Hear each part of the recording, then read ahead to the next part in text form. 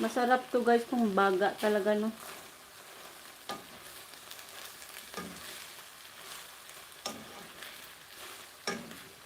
Dagdagan ko siya ng suka. Daming suka para. Suka, ubusin na natin. Then, iluto muna natin siya. Yung suka, lutuin na natin. So, mag-add na ko ng pepper. Isang katutak na pepper. Ayan. Siyempre, salt.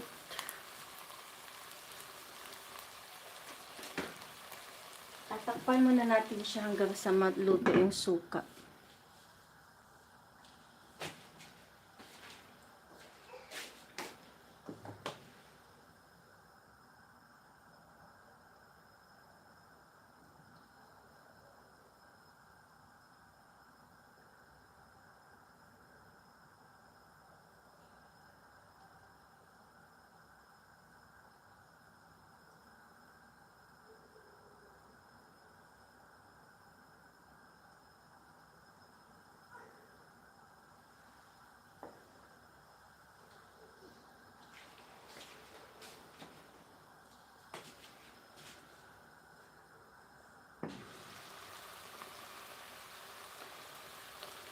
Ayan.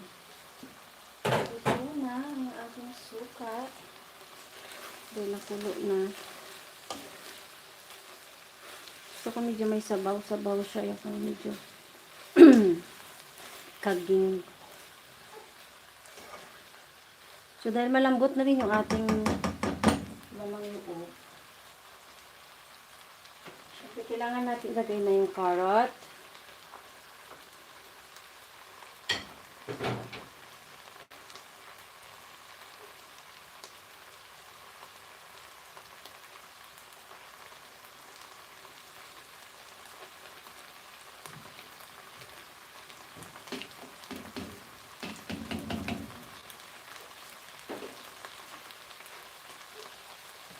Yung ating rabanus. Sabay na natin. Rabanus na konti.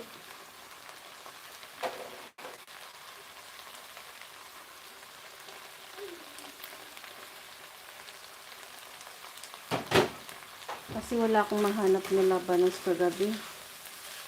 So, meron akong nakita yung maliliit. Yung pang salad. So, ayan.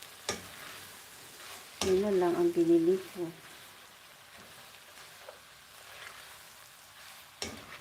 So, malalaki yung hiwa ko, guys. Sorry naman. So, ayan.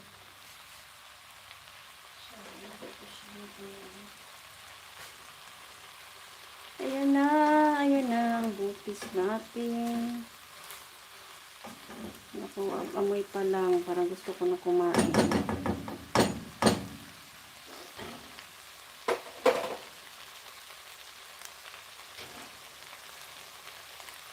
Lagay ko na tong green, and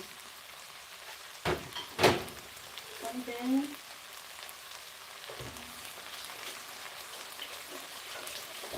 dahil lamang loob ito, dapat medyo maanghang.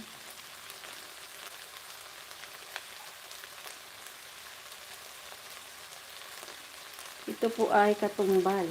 Ano bang tawag sa sili? Green lang. Maanghang siguro to siya.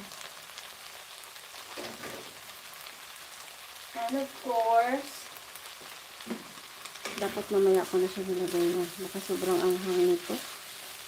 Hindi naman siguro. So, i-add ko na yung ating bell pepper. Bell pepper in.